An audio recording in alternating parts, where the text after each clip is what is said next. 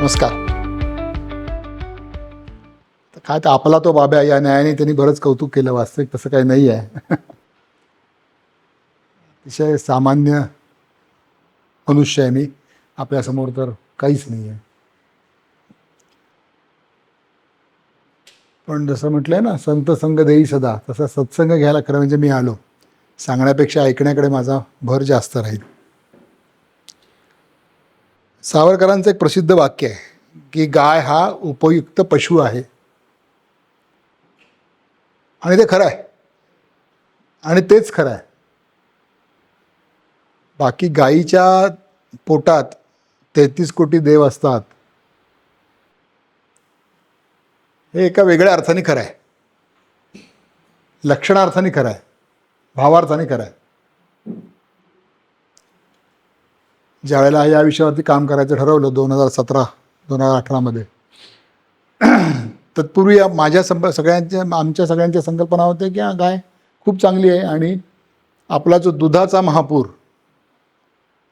हा जो प्रकल्प आहे तो खूप यशस्वी झाला आहे. अमूल हे फार चांगलं एक्झाम्पल आहे. हे आम्हाला सगळ्यांना, तसं आपल्या सगळ्यांना माहिती आहे, तसं मलाही तसंच वाटलं की ठीक आहे, चांगली गोष्ट आहे. पण असं लक्षात येतं आहे आता, दुधाचा महापूर होऊन जवळजवळ 35 वर्ष होऊन गेली.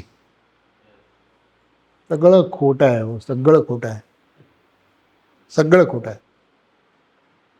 पूर्णपणे फसवलेलो आहोत आपण. जेव्हा काहीच चालत नाही तेव्हा गो बॅक टू बेसिक्स असं म्हणतात, तसं पुन्हा एकदा मुळाकडे यायला पाहिजे, अशी स्थिती आहे आपली. ही जी हुस्टन नावाची ज्या प्राण्याचं दूध आपण पितो, हे दूध नसून विष आहे, विष.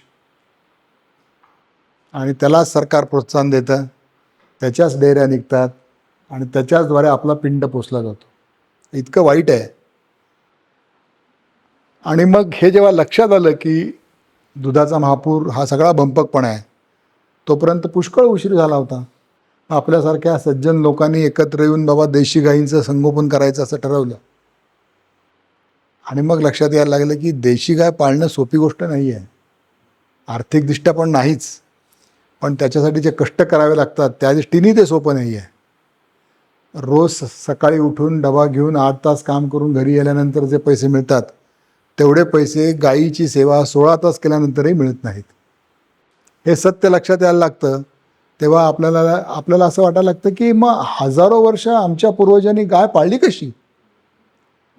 विराट राजाची गोष्ट आपल्याला माहिती आहे की गाय हे चलन होतं. आणि अशी चलन असणारी गाय आज एकदम इकॉनॉमिकली इतकं वीक कसं काय झालं. गाय परवडतच नाही असं म्हणतात. मग अशी मी यांच्याशी इन्फॉर्मली बोलत होतो थोडासा, त्यांनी स्पष्ट सांगितलं की खरंच परवडत नाही. मी किमान 100 गोशाळा पाहिल्या असतील आणि त्यातल्या 70% गोशाळा ऑन द वर्ज ऑफ क्लोजिंग होत्या. आणि 30% गोशाळा ज्या होत्या त्या सगळ्या धार्मिक असल्यामुळे जिवंत होत्या. म्हणजे गोशाळा हा मुख्य विषय नाही आहे. गाय आम्ही पाळतो हा एकच USP आहे आणि त्याच्यामुळे मिळणाऱ्या डोनेशन्सवरती ते चालत होतं. विदाउट डोनेशन चालणारी गोशाळा नाही. गोपाल सुतारिया नावाचे एक गुजराती गृहस्थ आहेत, त्यांची गोशाळा चालते. ना नफा ना तोटा ती त्यांची गोशाळा चालते. अतिशय नफा मिळवून चालते. पण ती कशी चालते त्याचे अनेक फॅसेट्स आहेत. त्यांनी जी गोशाळा चालवली आहे त्या गोशाळेमध्ये उत्तम प्रतीचं तूप बनवतात ते. तुम्ही जर देशी काऊ इकॉनॉमिक्स म्हणून गुगलवरती टाकलं तर ते सगळं त्या तुपापाशी येऊन थांबतं. आणि हे मी पाहिलंय, 4,500 रुपये किलो असं तूप विकलं जातं गोपाल सुतारी यांचं. पण त्यांच्या असं लक्षात आलं की असं 4,500 रुपये किलोनी जरी तूप जात असलं तर तेवढी एकच गोष्ट गाय सस्टेन करायला पुरेशी नाही आहे. म्हणून त्यांनी गोमूत्रावरती अनेक प्रयोग केले आणि जीवनामृत नावाचं एक त्यांनी खतांच्या बदल्यात काम करणार असं गोमूत्र उपलब्ध करून दिलं. खूप संशोधन केलं त्याच्यावरती.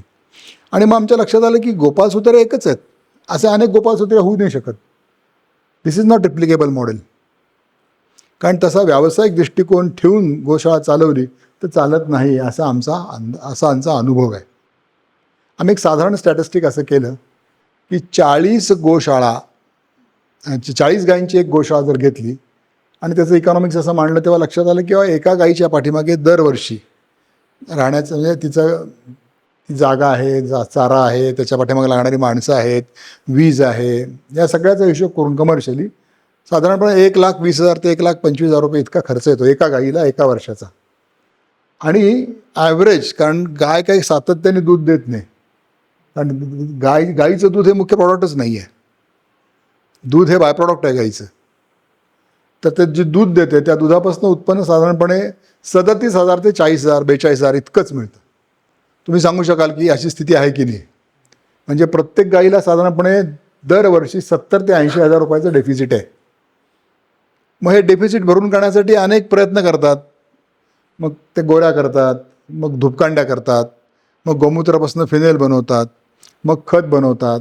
पण हे सगळी गोळाबेरीज केली तरी ते कधीही एका गाईमागे 1,20,000 रुपये म्हणजे एक ब्रेक इव्हन सुद्धा येत नाही. आणि अनेकांनी असे प्रयोग करून थांबवलेत. 4-4, 5-5 वर्ष गोशाळा चालवतात, खिशातनं पैसे टाकतात, हौसेनं करतात आणि एक दिवशी थांबतात. कारण शेवटी 12ची वेळ प्रत्येकाला महत्त्वाची आहे ना. आणि त्यापेक्षा अनेक अशा गोष्टी आहेत की जिथे पैसे लावले तर अधिक चांगली समाजसेवा करता येते. त्यांच्या हेतूबद्दल शंका नाही, पण लक्षात असं येतं की खड्डेच पडत आहेत, काहीच निघत नाही आहे त्यातनं. गोसेवेचं समाधान आहे का आहे, पण ते क्वांटिफाय करता येत नाही. आणि नुसत्या समाधानावरती पोट भरत नाही. दुपारच्या 12ची वेळ असतेच प्रत्येकाला आहे आणि ती. आणि मग त्यातले सगळेच घटक म्हणजे त्यातला चारा तो महाग पडत जातो, तिथं काम करणारी माणसं तेही महाग पडत जातं, गायींचं आरोग्य तेही महाग पडत जातं, जागांचे दर भयानक आहेत, भाड्याने जागा घ्यायची म्हटलं तर परवडत नाही, धन्याचं पोट गड्याकडं असं होतं आहे. म्हणजे आपण गाय आपल्यासाठी आहे का गायीसाठी आपण आहे अशी स्थिती निर्माण होते. आणि मग असं लक्षात आलं की काय करायला पाहिजे. तर त्याचं एक उत्तर असं आहे की गोमये वसते लक्ष्मी, म्हणजे गोमयामध्ये लक्ष्मी आहे. आपल्या पारंपरिक हिंदू जीवन पद्धतीमध्ये मूल जन्माला आलं की घरी गाय घेऊन यायची अशी पद्धत होती. आणि जसं मूल मोठं होईल तसं तसं त्या गाईच्या दुधावर त्याचा पिंड पोसला जायचा. आणि गाईचं जे बाकीचं इकॉनॉमिक्स होतं ते शेतीवरती आधारित होतं. मग तिचं शेण असेल, गोमूत्र असेल, आणि हे सगळं जे होतं ते इतकं ऑर्गॅनिक होतं, याच्यात विशेषत्वाने करण्यासारखं असं काहीही नव्हतं. होता तो सगळा सहजभाव होता.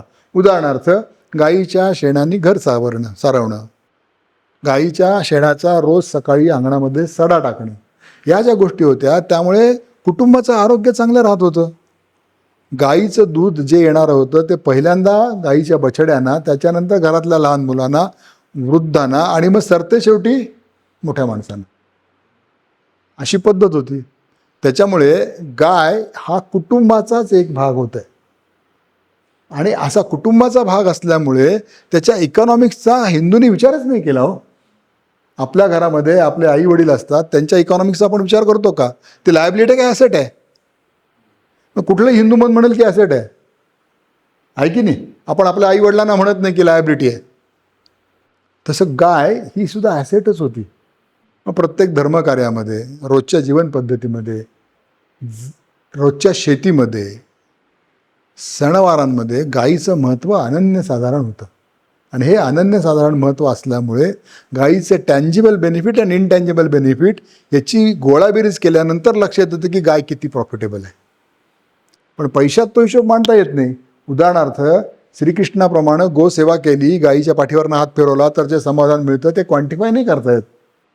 त्याचे पैसे मिळतात, त्याचे पैसे नाही काढता येत.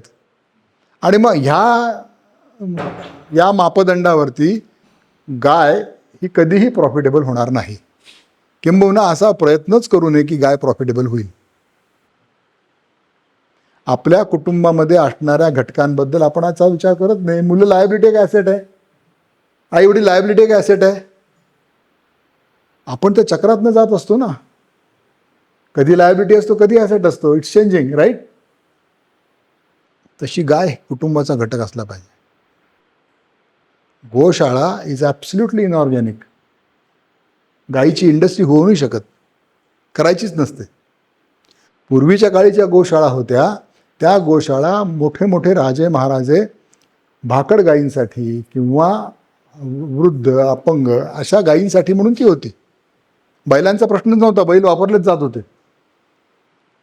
मग अशा लक्षात यायला लागलं की अशा पद्धतीने गोशाळा चालवली देशी गायींची तर ती प्रॉफिटेबल होणारच नाही. कारण तिची कॉम्पिटिशन ह्युस्टन बरोबर आहे आणि ह्युस्टनचं इकॉनॉमिक्स एकदम वेगळं आहे. तिथे फक्त इकॉनॉमिक्सच आहे, बाकी काहीच नाही आहे, बाकी एक्सप्लॉयटेशन आहे. म्हणजे तिला चारा वेगळा द्यावा लागतो, त्याच्यासाठी डॉक्टर वेगळा असायला लागतो. ह्युस्टन गाईच्या शेणाचा आणि गोमूत्राचा काडीत का अर्थ नाही आहे, ते सगळं वाया जाणार आहे. म्हणजे पाश्चात्य संकल्पनामध्ये गाईच्या शेणाने घर सारवणं हे कळणारच नाही हो, की त्याच्यामध्ये काय गंमत आहे ती. त्याच्यामुळे वातावरण शुद्धी काय होते ही त्यांना कल्पनाच नाही, त्याची करताच येणार नाही. आणि म्हणून त्यांनी अशा प्रकारची गाय डेव्हलप केली. आणि आम्ही मूर्ख, ज्यांचा 10-15 हजार वर्षांचा इतिहास आहे, ज्ञात इतिहास तर 10,000 वर्षाचा आहे, आम्ही आमचं सोडलं आणि त्यांचं घेतलं. हेच इनऑर्गॅनिक आहे. म्हणून मगाशी मी शब्द वापरला let us go back to the basic. मग बेसिक काय होतं, की गाय पाळली जायची. कुठं पाळली जायची? घरोघरी पाळली जायची. आणि गाय हे वैभव होतं ना, चलन होतं ते. तुमच्याकडे किती गायी आहेत त्याच्यावरनं तुमचं वैभव ठरायचं, तुमची श्रीमंती ठरायची. बाकीच्या सगळ्या जरी भाकड कल्पना असल्या की गायीच्या पोटात 33 कोटी देव असतात वगैरे, सोडून देऊ त्या. पण त्याचं जे इकॉनॉमिक्स आहे ते लक्षात घ्यायला पाहिजे ना. कन्सोलिडेटेड गाय प्रॉफिटेबल आहे, कागदावर मांडता येत नाही. आणि मग लक्षात असं आलं की गायीच्या दुधावरती काम करून उपयोग नाही. दूध बाय प्रॉडक्ट आहे. गायीचं मुख्य वैशिष्ट्य आहे तर त्याचं गोमय आणि गोमूत्र. पैसे गोमूत्रात आहेत. 100 रुपये लिटरनी गोमूत्र विकत घेतलं जातं, शुद्ध प्रकारचं गोमूत्र. आणि 20 रुपये किलोनी गायीचं शेण जातं. हे इकॉनॉमिक्स मांडलं तर दुधाची गरजच लागणार नाही. साधारणपणे 10 किलो शेण एक गाय देते, निरोगी गाय. आणि जवळजवळ तेवढंच गोमूत्र, 10 लिटर गोमूत्र गाय देते. हे इकॉनॉमिक्स मांडलं तर आपल्या लक्षात येईल की गाय किती प्रॉफिटेबल आहे. पण त्याची इंडस्ट्री केली की गडबड आहे. गाईचं जे वशिंड आहे की जे फक्त देशी गाईमध्ये असतं, ह्युस्टन गाईमध्ये वशिंड नाही. त्या वशिंडामध्ये सूर्यकिरणाद्वारे जी प्रक्रिया होते त्या प्रक्रियेतून जे तत्व गोमूत्रामध्ये उतरतं, दुधामध्ये उतरतं, ते गाईचं महत्त्व आहे. आणि म्हणून कुठलीही देशी गाय 4 लिटरच्या पुढे दूध देत नाही. अगदी काय गीर असू दे, कांकरेज असू दे, खिलारी गाई तर आणखीन कमी. मग गाय प्रॉफिटेबल करण्यासाठी या गोष्टींचा विचार करायला पाहिजे. गोशाळा करून त्याची इंडस्ट्री केली तर खूप चांगली चालेल कोणीतरी त्याच्या मागे. आणि मारवाडी लोक हे नक्की करतील एक दिवस, की गाईचं शेण एकत्र करणं, त्या शेणापासून शेणाच्या ऐवजी गाईच्या शेणातनं सेल्युलोज बाहेर काढणं, जे सेल्युलोज ऑपरेशनमध्ये वापरता येतं, ज्या सेल्युलोजच्या धाग्यांनी ऑपरेशनची जखम बरी होते त्या धाग्यांनी. हे सेल्युलोज गाईच्या शेणात मुबलक आहे. गोमूत्रामध्ये जे अर्क आहेत त्या अर्काने अख्खी आयुर्वेद रसशाळा चालेल इतके त्याच्यामध्ये औषधी गुण आहेत. पण हे कुठल्या गाईचे? गोशाळात बांधलेल्या गाईचे नाही. जी गाय सूर्यप्रकाशामध्ये रवंथ करते, चरते, अशा गाईचं. गाय गोशाळेत बांधली की तिला लिमिटेशन्स आली. जी गाय फिरते, साधारणपणे 2 एकर 4 एकर हे परिसर, म्हणजे पूर्वी गायरानी संकल्पनाच होती ना, गायरानच म्हणायचे कारण ते गायींसाठीच होतं. ही जी संकल्पना होती त्याचं मुख्य कारण काय होतं, त्या वशिंडामध्ये सूर्यकिरण उतरायचे आणि मग त्या सूर्यकिरणाद्वारे येणारी पोषक द्रव्य त्या दुधातून गोमूत्रातून यायची. मला कल्पना नाही, पण आपल्यापैकी बहुतेकांना माहिती आहे की रोज आपल्या लहानपणी गोमूत्र पिण्याची पद्धत होती. आठवड्याला एकदा, 15 दिवसाला एकदा गोमूत्र प्यायचं, ग्लासभर गोमूत्र प्यायचं, की त्याने तब्येत चांगली राहते. कुठनं येतं ते गोमूत्र? म्हणजे गोमूत्र नाही येते, हे सगळे सूर्यातनं येणारे शक्तिवर्धक द्रव्य आहेत, तत्व आहेत. आणि मग असं लक्षात आलं आपल्या की अरे ह्या शेणामध्ये आणि गोमूत्रामध्येच खरे पैसे आहेत, दुधात नाही आहेत, तुलनेने कमी आहेत. काय आहे, 100 रुपये लिटरनी, बरोबर ना? आणखीन 100च ना, 100 रुपये लिटरनी दूध विकलं तरी गाय प्रॉफिटेबल नाही आहे. आणि दुधाची पिशवी 25 रुपयाला मिळते मला वाटतं, अर्धा लिटरची 50 रुपये, डोक्यावरनं पाणी. गाईचं दूध घ्यायचं असेल तर मात्र 100 रुपये लिटर. गाईचं दूध पातळ असतं, जास्त लागतं. ज्यांची चव बिघडलेली आहे त्यांना ती चव आवडत सुद्धा नाही. हे इकॉनॉमिक्स बसवायचं असेल तर गोमूत्रातनं आणि शेणातनं काम केलं पाहिजे. आणि धुपकांड्या करून आणि गोऱ्या करून सुद्धा पैसे मिळत नाहीत. कारण काय होतं की पुन्हा मार्केटचंच तत्व आहे हे सगळं. जो प्रोडक्शन करतो त्यांनीच मार्केटिंग करायचं, त्यांनीच पॅकिंग करायचं, त्यांनीच मार्केट सर्वे करायचा, त्यांनीच नेऊन विकायचं. हे नाही शक्य होत. त्याची एक्सपर्टाईज फक्त गाई पाळण्यापुरती आहे. गोशाळेवाले म्हणतात आम्ही लक्ष कुठे देऊ, गायींकडे देऊ का तुमच्या शेण्या बनवण्याकडे, तुमच्या धुपकांड्या बनवण्याकडे देऊ, का गोमूत्र बनवण्याकडे देऊ, का फिनाईल बनवण्याकडे देऊ. त्यांची कॉम्पिटन्सी वेगळी आहे. म्हणजे ती पुन्हा इंडस्ट्री उभी करायला लागेल सगळी. त्याचा क्वालिटी कंट्रोल करायला पाहिजे. बरं, प्रत्येक गाय जे चरते त्याप्रमाणे तत्व येतात त्याच्यात. हे वैशिष्ट्य आहे. पुन्हा तिथं 0-1 नाही आहे. म्हणजे गाय आज कुठे चरली त्याप्रमाणे दुधात काय उतरतं. जसं आईने काय खाल्लं त्याप्रमाणे बाळाचं दूध उतरतं, अगदी तसं गाईचं आहे. गाय कुठे चरली, कुठल्या प्रकारचा चारा खाल्ला त्याप्रमाणे त्याचे गुण दुधात उतरतात. इतकं ते क्लीन आहे. त्याच्यामुळे त्याचं स्टँडर्डायझेशन करता येत नाही. आणि म्हणून आपल्या आयुर्वेदिक औषधामध्ये स्टँडर्डायझेशन नाही आहे. गोमूत्राने कॅन्सर बरा होतो, क्लिनिकल ट्रायल झालात का नाही.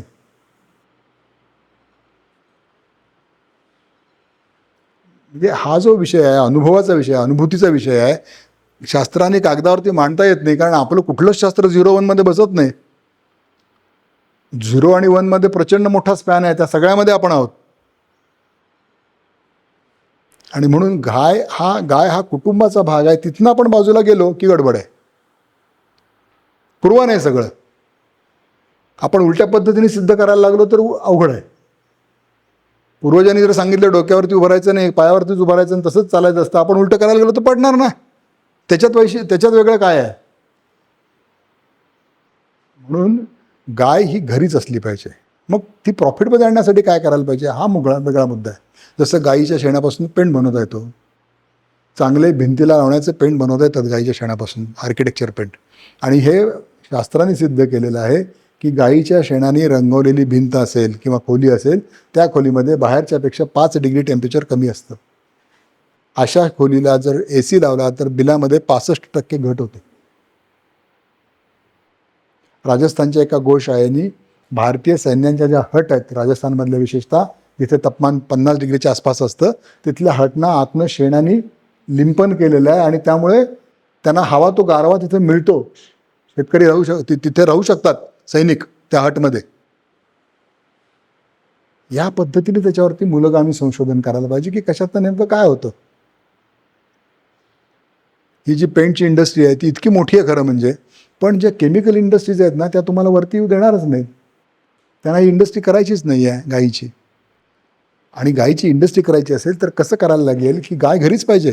तिचे गोठ्यावरती, म्हणजे तिचे गोशाळा करण्याचा अर्थ नाही, घरीच 2-4, 3-4 गायी असतील त्या असल्या पाहिजेत. त्याचा आनंद, त्याचं समाधान त्याने घेतलं पाहिजे. आणि हे जे शेण आहे, हे जे गोमूत्र आहे ते एकत्र करण्याची रचना लावली पाहिजे. जशी दुधाची डेअरी आहे ना तशी गोमूत्राची डेअरी केली पाहिजे, तशी शेणाची डेअरी केली पाहिजे.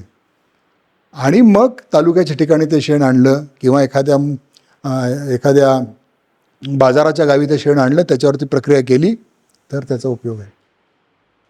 कल्पवृक्षाप्रमाणे गाईच्या शेणापासून, गोमूत्रापासून, खुरांपासून, शिंगांपासून प्रत्येक गोष्ट उपयोगी आहे. गाईच्या शिंगांमध्ये त्यातला मगज काढून विशिष्ट प्रकारचं मीठ आणि अन्य काही केमिकल्स पुरून ठेवलं तर ते अत्यंत फलदायी असं खत बनतं, अतिशय उत्कृष्ट खत. याच्यावरती संशोधन झालेलं आहे. हे सगळं आमच्या पूर्वजांना माहिती होतं ना, म्हणून तर त्यांनी 10,000 वर्ष गाय सांभाळली. गेल्या 50 वर्षामध्ये आपण मात्र पुढच्या पिढीला काय देऊन ठेवले बघा. गाईचं काम करताना आणखीन 50 वर्ष लागतील कदाचित, पण बेसिक्सवरती आलं पाहिजे. मग ह्युस्टनच्या दुधामुळे कॅन्सर होतो, त्याच्यामुळे मधुमेह वाढतो, त्याच्यामुळे ओबेसिटी वाढते, सगळं खरं आहे. पण कुणीतरी ते पाऊल उचलायला पाहिजे. आपण स्वतःपासून सुरुवात पाहिजे. यांनी मगाशी सांगितलं ते फार छान आहे की मी ठरवीन स्वतः की मी गाईच्या दुधाशिवाय अन्य दुधाचा चहा घेणार नाही, नाही तर चहा नाही घेणार. मी ठरवलं पाहिजे ना की ही गाय इकॉनॉमिक्स कसं चालेल. पण किती भावना म्हणून गाय इतकी प्रिय आहे घराघरामध्ये. तुम्ही नुसतं एक आवाहन करा की आम्ही तुमची गाय पाळून देऊ, तर लोक गायी डोनेशन करायला आलेले आहेत. म्हणजे प्रत्येकजण माझ्याकडनं एक गाय, तर 1,00,000-1.5 लाख रुपये सहज देतात ते की माझी गाय आहे म्हणून. पण ती पाळायला पाहिजे, त्याचे जे अन्य बेनिफिट्स आहेत ते घ्यायला पाहिजेत. आणि आजच्या बदललेल्या नागरीकरणाच्या परिप्रेक्ष्यामध्ये गाय कशी ठेवली पाहिजे ह्याचं थोडं विचार करायला पाहिजे, त्याचं मॉड्यूल बनवायला पाहिजे. जसं मी म्हणालो की शेण गोळा केलं पाहिजे, गोमूत्र गोळा केलं पाहिजे. गाय शेतकऱ्याच्याच घरात पाहिजे, ती त्याच्याच दारात पाहिजे, तो त्याच्याच कुटुंबाचा घटक आहे. आणि त्याला जे वाटतं ना प्रॉफिटेबल नाही आहे, ज्याला कळतं त्याला कळतं. एकाच शेतकरी कधी येऊन म्हणणार नाही माझी गाय प्रॉफिटेबल नाही आहे, गोशाळा प्रॉफिटेबल नाही आहेत, हे नक्की. तुम्ही एखाद्या शेतकऱ्याकडे गेला ज्याच्याकडे 2 गायी आहेत, 3 गायी आहेत, 5 गायी आहेत, त्याचा जसा पसारा असेल त्याप्रमाणे, तो कधी येऊन तुम्हाला म्हणणार नाही की माझी गाय प्रॉफिटेबल नाही आहे. तो सगळ्यात जास्त आनंदी आहे, कारण गाय त्याच्या कुटुंबाचा भागच आहे ना. अशा पद्धतीने आपण त्याच्याकडे बघू. वेळ लागेल, 50 वर्ष लागतील. आपण कुठे एकदा जन्मून मरणार आहे, पुन्हा येऊ की जन्माला, पुन्हा करू. पण त्या दिशेने पावलं पडायला लागलीत.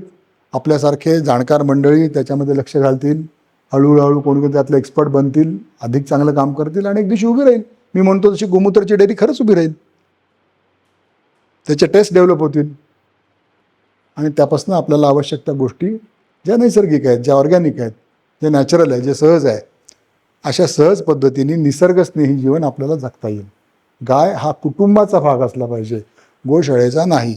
वृद्धाश्रम जसे इनऑर्गॅनिक आहेत तशाच गोशाळा देखील इनऑर्गॅनिक आहेत. अगदी तशीच तुलना करायला पाहिजे त्याची.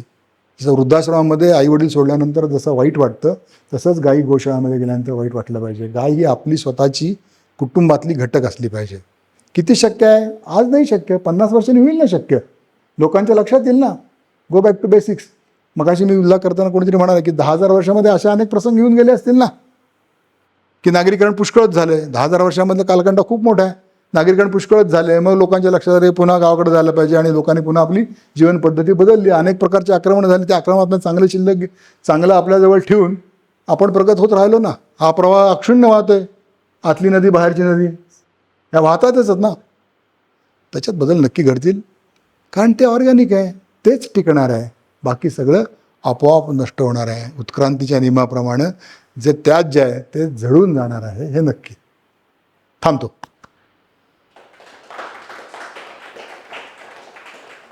काही प्रश्न असतील? एक 5 मिनिटं.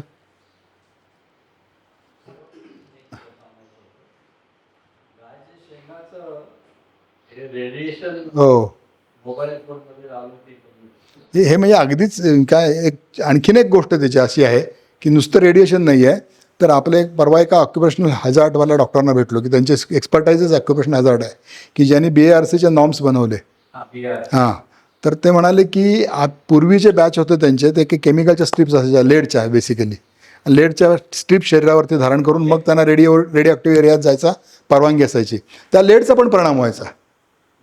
त्याच्यामुळे त्याची ती मर्यादा होती की तुम्ही बाबा फक्त 8च दिवस ते वापरू शकता, बाकी महिनाभर पुन्हा काय करायचं नाही, जायचंच नाही तिकडे. गाईच्या शेणाने त्यांनी ज्या पट्ट्या बनवल्या, त्यांनी जॅकेट बनवलं गाईच्या शेणाचं, शून्य शून्य, काही नाही. पाठवतो मी. शून्य, एकदम शून्य. पाकिस्तानमध्ये, इराणमध्ये तर असे गाय आणि मातीचे स्पेशल असे न्यूक्लिअर शेल्टर बनवू शकतो, असं एक लाईन ऑफ थॉट आहे आणि नासा रिसर्च करतायत. बरोबर. तर ते हे देशी गाईचं फक्त. खरं सांगायचं तर ह्युस्टन गाईला शेणच नसतं, त्याला घट्टपणाच नसतो, सॉलिडिटी नसते अजिबात त्याला. ब्राझील आणि युरोपे सगळे आपले गाय घेऊन गेले. एक गंमत म्हणून सांगतो.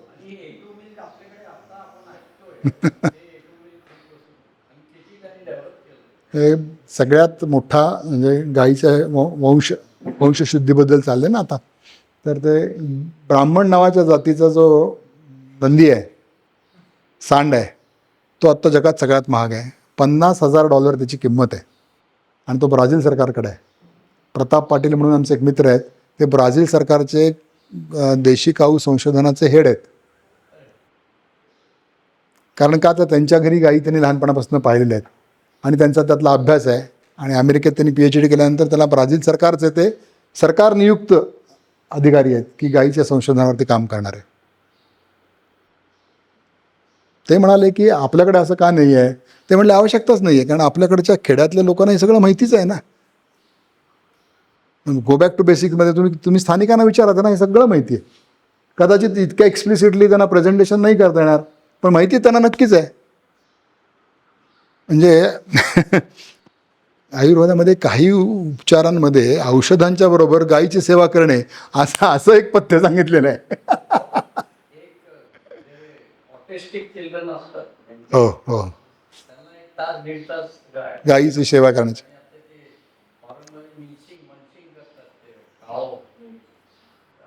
पण ते काय आहे, त्यांनी त्यांच्या स्वभावाप्रमाणे त्याची इंडस्ट्री केली आहे.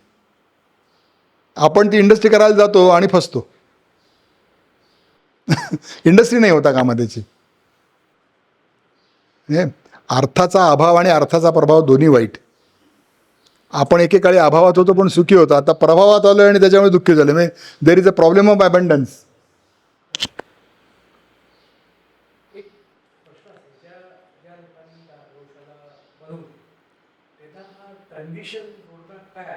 त्याचा ट्रान्झिशन रोडमॅप असा आहे की अशा काही लोकांनी, स्वयंसेवी संस्थांनी, इंडस्ट्रियलिस्ट नव्हे, स्वयंसेवी संस्थांनी अशा प्रकारचे छोटे मॉड्युलर प्लांट्स बनवावेत गोमूत्र शुद्धीकरणाचे, की तिथं जाऊन बुवा तुमच्याकडे किती आहेत, 20 गायी आहेत, हा छोटा प्लांट घ्या, ह्याचा अर्क आम्हाला काढून द्या. तुम्ही फक्त अर्क काढून द्या, मार्केटिंग करणारे वेगळे असतील, ते विकणारे वेगळे असतील. आणि मग त्या पद्धतीने आपण जेव्हा जाऊ त्यावेळेला मग मी जर म्हटलं, मी माझ्या असं लक्षात आलं आहे की साधारणपणे 5 रुपये किलोनी जे गाईचं शेण दिलं तर कुठेतरी, आणि 5 रुपये किलोनी गाईचं शेण आणि 20 रुपये लिटरनी गोमूत्र असं दिलं तर गाय कुठेतरी प्रॉफिटेबल येईल, म्हणजे ब्रेक इव्हनच्या पुढे येईल गोशाळेचे. पण ते मॉडेल का नाही चालणार फार, कारण पुन्हा गाय पुन्हा फिरत नाही ना. पुन्हा म्हणजे पाहिजे ते गोमूत्रात येणारच नाही जर गाय फिरली नाही तर. तुम्ही तिला जर पेंट घातलीत, चारा घातलात, तर त्याचा उपयोग अशासाठी नाही होणार की आवश्यक द्रव्य जी यायला पाहिजेत निसर्गातनं, सूर्याकडनं, ती येत नाहीत. गाईचं, देशी गाईचं वैशिष्ट्य आहे, गाय इरड करत नाही. इरड करणं म्हणजे मानवी विष्ठा, म्हणजे म्हैस जी आहे ना ती मानवी विष्ठा खाते, गाय खात नाही. कुठलं झाड खायचं आणि कुठलं झाड नाही खायचं हे गाईला बरोबर कळतं. म्हणून फार कमी प्रमाणामध्ये गाईला गुरांचे डॉक्टर लागत नाहीत. पूर्वी गुरांचे डॉक्टर होते का? गावागावात गायी होत्या, गुरांचे डॉक्टर होते का? नव्हते. कसं चालत होतं? हेडे नावाची एक जात होती, हेडे म्हणायचं त्यांना गाईतलं कळायचं वंश कोणता आहे, काय दूध देईल, आणि ते सांगतील त्याप्रमाणे व्हायचं. त्याची एक रचना लागलेलीच होती. आपण काय केलं की जुनी रचना मोडून टाकली आणि नवीन अजून यायची आहे, अशा मधल्या संधी काळात आपण आहोत, म्हणून हे सगळे प्रॉब्लेम आहेत. तर ती हळूहळू येईल आणि ती जुनी होती त्याच्या जवळपास गेलं पाहिजे, ऑर्गॅनिकच असलं पाहिजे ना. बदल आणले पाहिजेत का? आणले पाहिजेत, पण ते क्रांती नको, क्रांतीची गडबड आहे. सत्क्रांती व्हायला पाहिजे, हळूहळू, धीरे धीरे, निश्चित रूप से, तर त्याचा उपयोग आहे. एकदम काहीतरी मोठं करायला गेलो तर त्या दुधाच्या महासुपरासारखा मोठा बोलून फुटून जातो. चालेल, थांबूया. धन्यवाद.